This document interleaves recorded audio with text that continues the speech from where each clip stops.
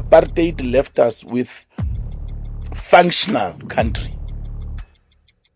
The ANC destroyed it. The ANC does not invest in infrastructure maintenance. So our young people are disillusioned. The ANC is allowing illegal immigrants to take the jobs of South Africans. The ANC is allowing Pakistanis and Bangladeshis to take over township economy. So how do you expect our young people not to drink? So you need a leader that will think like Bukele, that will think like Duterte, that will think like Kagame, that will say, I'm making decisions for my country. And my people only. Only. Yeah.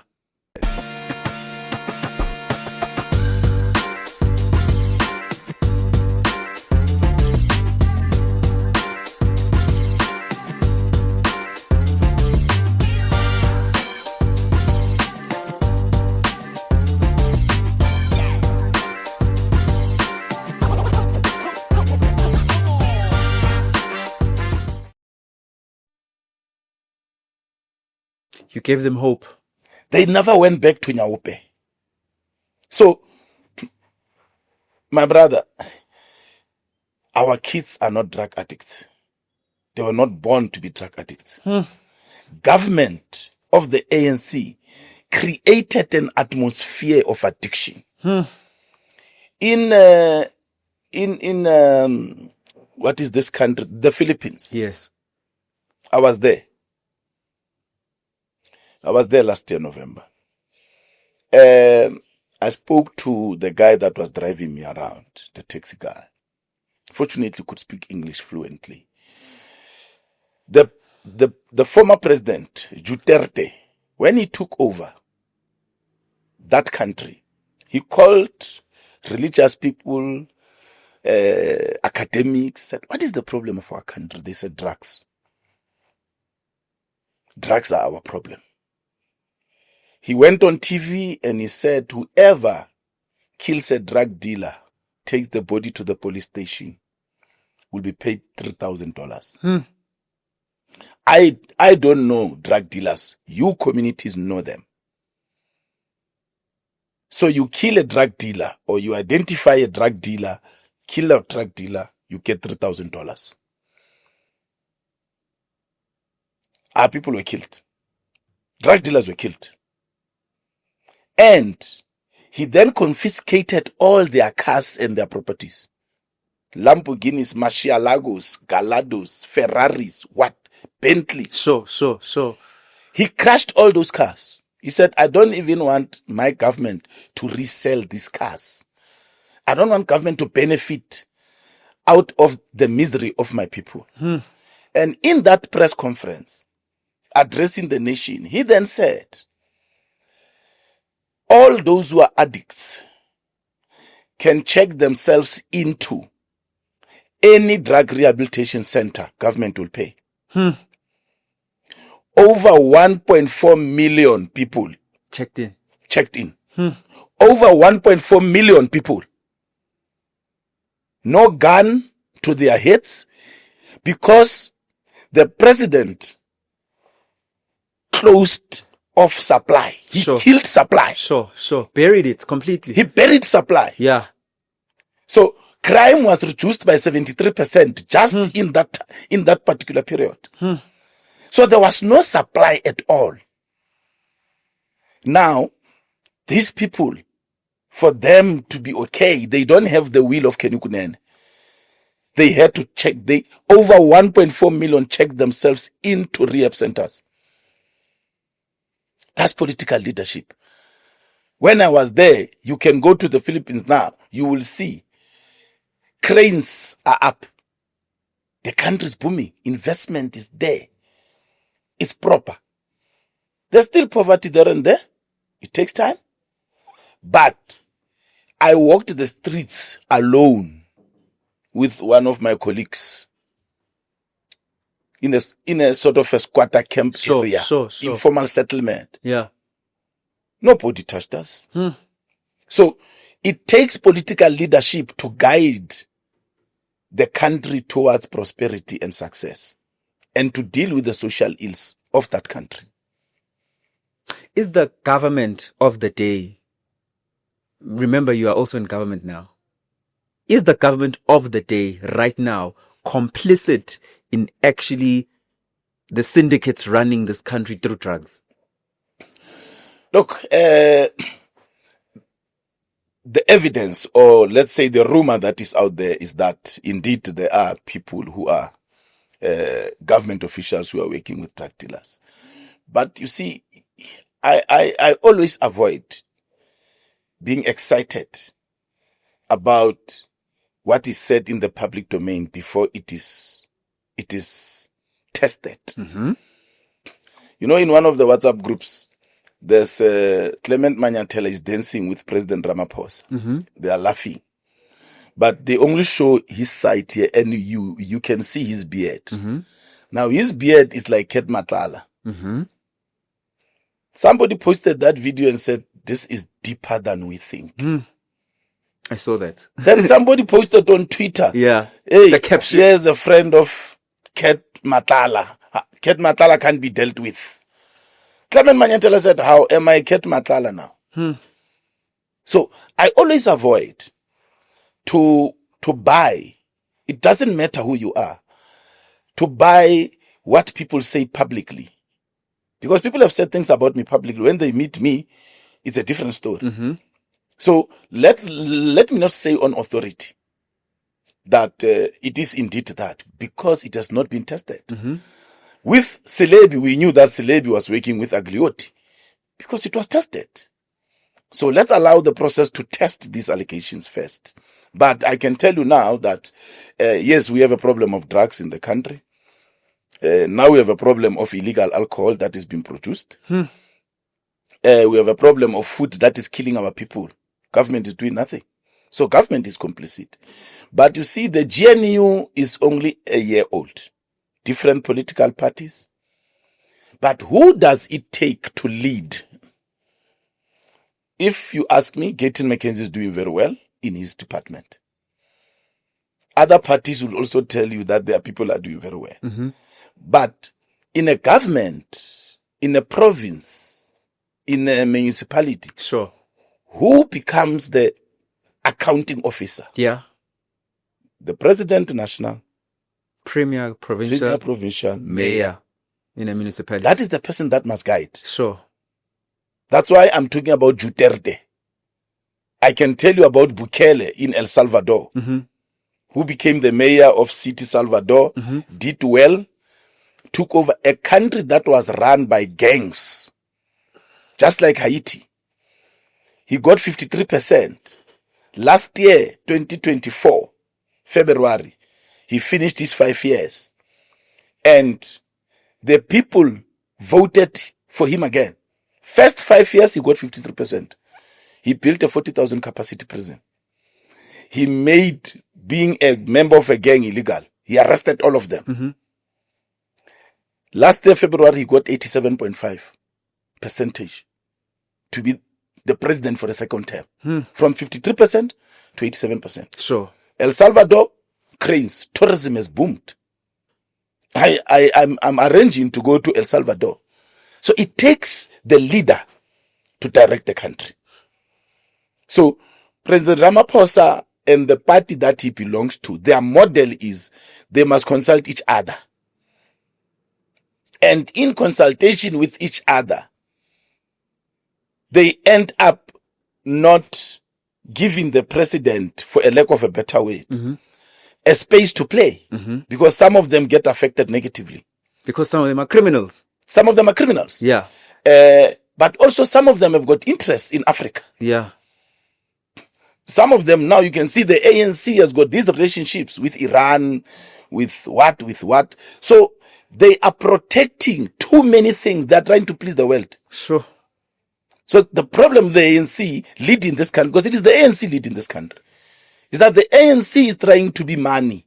They want to please everyone. And they can never. They can never please everyone. We are facing challenges with our trading partners because of the decisions that are made by the ANC, because of the business interests political interests of some of them with those countries. You see, so decisions are not made for South Africans. They have to look, this decision for South Africans, how is it affecting Zimbabwe? How is it affecting Iran? How is it affecting Pakistan? That's how they think. Sure. So you need a leader that will think like Bukele, that will think like Duterte, that will think like Kagame, that will say, I'm making decisions for my country. And my people only. Only. Yeah. That's what I'm making. And that political party is the Patriotic Alliance. There's no other political party that has the guts to do that. And you have to do that without destroying relationships. You have to make sure that everybody understands that lawlessness cannot continue the way it's continuing in our country. And for you to deal with lawlessness, this is what you must do. Look at Trump.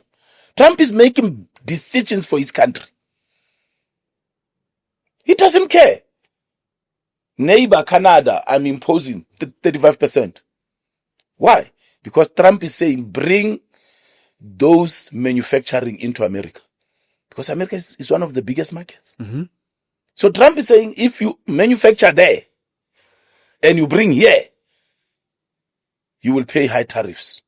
But if you come here and you manufacture here, create jobs for my people here, boost the economy here, you pay nothing. It's the best decision for his country. Rona here, the leadership that is leading us, the ANC with the president, can make decisions that our minerals are not living. We must manufacture phones here. We must manufacture jewelry here. Whatever is manufactured by uranium, come and do it here. Whatever is manufactured by platinum, come and do it here. You want to make steel, come and do it here. We are taking it to China. China is doing it. With our own raw materials. So you cannot blame people when the leadership deliberately creates an atmosphere of drug addiction, alcoholism, poverty. Because maybe the ANC, when they are sitting, they say, in chaos we thrive. But South Africans are waking up now and they're beginning to say enough is enough. That is why in the metros, where there's a serious diversity of people, the ANC has lost power. Sure. The Patriotic Alliance led the charge for the longest time, for many years, of Abahambe, which directly translates to they must go, which refers to illegal immigrants. You guys raised the alarm more than 10 years ago, saying, we have an illegal immigrants problem in South Africa. Recently, in the last few weeks, it seems as if not just politicians are talking in their isolated corners, but civil society groups have joined in and said, we are taking charge. Civil society groups, celebrities even in KZN are taking charge, and especially in the health sector, and they are saying, our people come first. Our people deserve to be cared for first. Our grandmothers will no longer die at the clinic while waiting for 7 hours to get medication. Or you're going through a heart attack, you can't find an ambulance because the health system is overcrowded with illegal immigrants. But it seems like the Patriotic Alliance is not as loud anymore ever since they're in the GNU. And there's that perception from society, Uguti, how the PA led this charge, but now that civil society has entered the chat, the PA is comfortable in government and not saying anything. Are you guys not saying anything about this anymore? We are still leading Abahambe. It is still part of what we do. You would have seen when I was the acting mayor. Sure. I led it. Hijacked buildings, yeah. Hijacked buildings, arrested illegal immigrants. Sure. It's part of our campaign. It's part of what we believe in. It's not just a campaign. It's what we believe will correct the ills of this country. Sure. Trump has showed that mass deportation of illegal immigrants is possible, can be implemented. The Patriotic Alliance is actually leading most of these raids in hospitals. They have just been joined by civil society. Sure. And in certain instances, civil society will say, let's not make this a political gathering, so that we can attract everybody else by Patriotic Alliance. Sure. So that we can bring everybody. Sure. You would have seen March and March. Yeah. I was there in Durban. Sure. In the forefront with the leaders of March and March. Sure. Oh, just Sangobese and yes. Yeah. As Patriotic Alliance. Sure. I was there. I flew to Durban specifically for the march. Yeah. To show that we are still leading. Victoria Africa, if you look at Twitter and WhatsApp groups, she is leading the charge. They call her in Mpumalanga, Limpopo, Gauteng, everywhere. She's leading this charge. Patriotic Alliance started this charge of going to hospitals. Mm-hmm. It was started by our people, okay, by members of Patriotic Alliance. Sure. They have been going to hospitals. It's just that people want to see Gayton McKenzie leading that charge. Can Kunene be in there? But Gayton McKenzie is a minister. He gets deployed. But when we have rallies, Gayton McKenzie speaks about Abahambe. Mm-hmm. When he is in interviews like this, he speaks about Abahambe. Sure. He has never changed the tune. Mm-hmm. It's just that he's a minister. There's a decorum that he must also abide by. Sure. And he doesn't get as much platform, because when he's doing interviews, they're asking him about the portfolio, not the politics. Sure. Gayton McKenzie was at a government event on Heritage Day. I think it was Heritage Day. And Gwede Mantashe was the acting president at that time. And at that government event, most of the people, 90% of the people, they were ANC members, burst into that particular event. When Gayton McKenzie spoke at that event, he said, Abahambe, as a minister at a government event. And the whole Makiten shouted after him, Abahambe, including ANC members. So he has not backtracked. Okay. We are still leading. It's just that he's not doing political interviews more, because journalists are more interested in his portfolio. Yeah. You see. So we are still very much in the forefront of that charge, and we don't have a problem with foreigners. I drink with foreigners. We don't have a problem. We just say, have papers.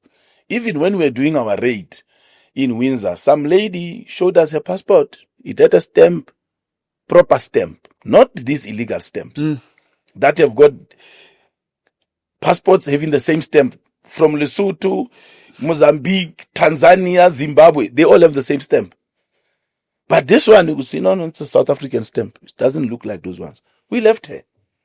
We don't have a problem. We have a problem with illegal immigration. We have a problem with criminals that run away from Mozambique, their country, Zimbabwe, Nigeria, and they come here. And they are criminals, not rehabilitated. They are wanted there. They come and continue to commit crimes here. Their fingerprints are not on the system.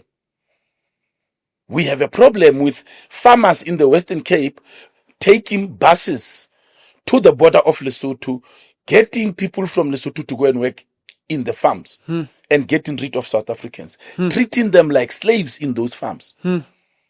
We have a problem with factories and manufacturers like the one I raided of Somalians. That has Somalians, Zimbabweans, Tanzanians working there. Yes, they've got a few South Africans also working there just to cover up. I have a problem with that. Because we have a problem of high unemployment. I have a problem with business employing illegal immigrants so that they can pay them peanuts. And at the expense of South Africans. Because South Africans have got rights. South Africans can be unionized. Now, business want to make profit at the expense of our people. So it's not just the ANC government is enabling business to do that. Because if you have a right-thinking leadership in a country, you would go and make laws that will say employing illegal immigrants, the owner must be arrested and the manager. Not penalties. Yeah. It's a crime against South Africans. Sure. It's treason. Sure. Illegal immigrants. If it's a person who's got documents, what, no problem. But that is the problem that we have. You have a problem where you give illegal Pakistanis to go and apply for tuck shops in our townships, my brother. It's a mess of a joke. Yeah. So we have a problem with that. We know that the issue of unemployment can be dealt with. South Africans want to work. South Africans want to work, my brother. They want to work. And we see when we give them opportunities that they want to work. The problem is the ANC government has created an atmosphere. Had they given Gayton McKenzie to be the Minister of Home Affairs, my brother, he would have fought for the budget to build a wall. He would have fought for the budget to strengthen immigration officers. Yeah. Once that is done, whilst he's deporting, this country will be different because we are decisive. We know that we are not money. We can't please everyone. Sure. So we choose who we want to please and want to please South Africans. Simple. We're nearing the end of our conversation. If the Patriotic Alliance were to be in power today, what's the most important thing you would do first? The most important thing you would do first is exactly what Trump did. Close the borders. Raid all businesses. Whoever is employing illegal immigrants get arrested. Must deport all illegal immigrants. You'll solve the problem of housing. You'll solve the problem of informal settlements, squatter camps. You'll solve the problem of filth. All the suburbs that are hijacked by illegal immigrants are filthy. You'll solve the problem of unemployment. You'll solve the problem of crime. You'll minimize crime. And then you say our minerals are no longer. Those are at the same time. The wall, the raiding of the border, the mass deportation of illegal immigrants, and you say our minerals are no longer leaving our country. You want our minerals to manufacture, come and set up here. You want nobody exports our minerals. They are not going out there. No minerals is going out. You want to manufacture, come to South Africa. And then that airport that was given to the Oppenheimers, you take it back. It belongs to South Africans. You take it back so that immigration officers can be able to see what is going out and what is going in there. These are the things that you do simultaneously when you take over. Sure. In your speech, you deal with these things, all of them.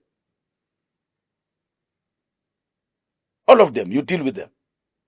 You criminalize corruption. So these are the things that you do. Once you have gotten rid of over 20 million illegal immigrants, and business know if they hide them, it's imprisonment for the owner of the business and the manager of the business. These companies will start employing South Africans. But more companies will come. We have so many minerals, we can't even build a car. Sure. We don't even have a cell phone made here. We are making nothing. Yet we've got the most minerals in terms of number in this country. It's an insult to our thinking capacity. And what we are capable of. Yeah. These things can be. Trump has showed us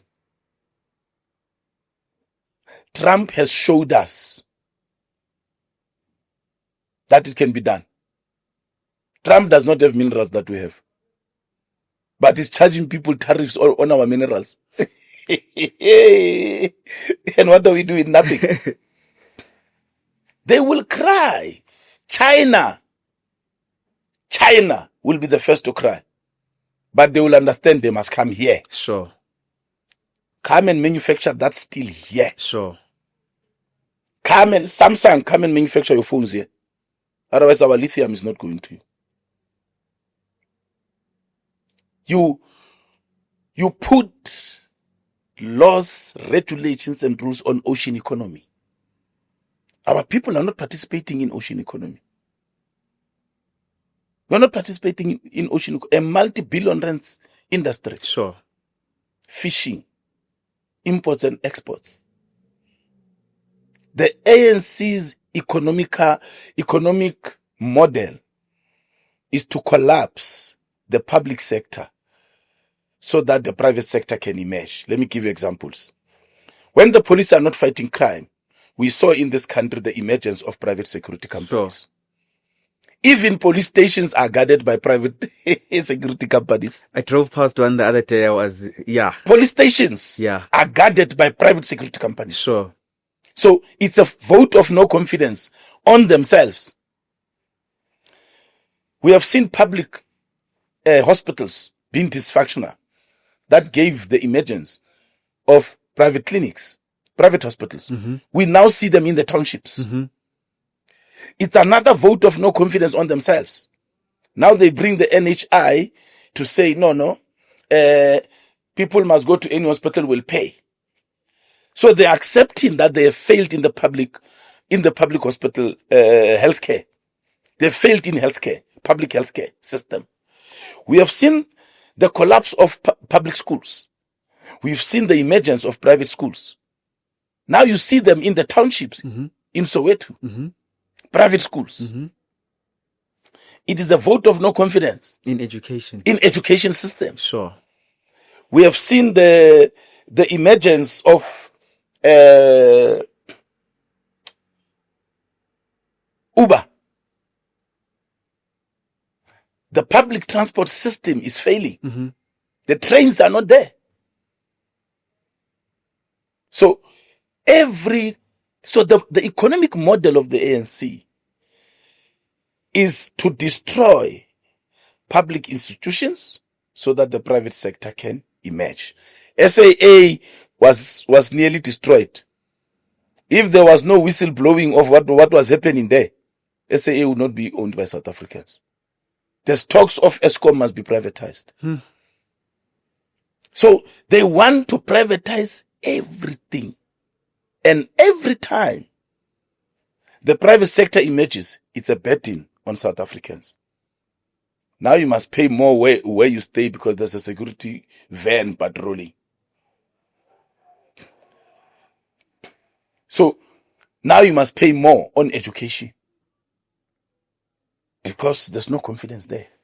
So the middle class is suffering because of the atmosphere that has been created by the ANC government. An atmosphere of let the private sector run this country. While the state completely collapses. Mr. Kunene, as we end our conversation, there's a question we love asking on this podcast.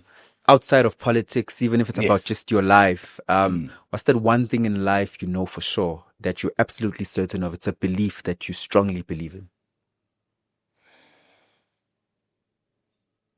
The Trinity exists. God the Father, God the Son, God the Holy Spirit. That I believe with every bone of my body, my soul, my DNA, my blood, that it is by the grace of God and the mercy of God in Jesus' name that we live. There are evil people. There are evil people who do evil things in the world, and they are rich, they are wealthy. But let me tell you, in the corners, some of them pray. But they are very evil. But some of them pray. So that's the one thing that I believe. And I believe that, as Paul said to Thessalonians, that when the trumpet goes, those who went before us will receive us. Then they will take us to Jesus Christ. Jesus Christ will take us to God. I believe that our ancestors are alive. I believe that they are the ones that are also interceding for us. I believe that my mother's spirit is looking after me. I believe that my grandparents' spirit is looking after me.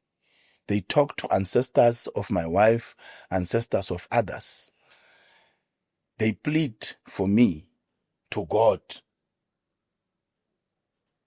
So I believe in the spiritual realm. That there's more to life than just this. Than just the flesh. Yeah. MMC of Transport in the city of Johannesburg, Deputy President of the Patriotic Aliiance, Mr. Kunene, thank you so much for coming to this platform. It's been a long time coming. I learned a lot, and I know the community for Engineer Your Life also learned a lot. So, sir, thank you. We appreciate it. You forgot to say the incoming mayor in the next local elections. The show is Engineer Your Life, and I'm Lungelo KM. I'll see you guys on the next episode. Kholwa emandleni onawo. Oh my, we're finally doing this. What does EYL Africa represent? It's about standing in your power. It's about, in isiZulu, it's Kholwa emandleni onawo, which is our tagline. You will see it on the back of my t-shirts. It's about believing in the power that you have, believing in the power that your God, your guides have invested in you. Shop our socks, shop our t-shirt, and just keep believing in yourself. EYL Africa. Now available on EYLshop.Africa.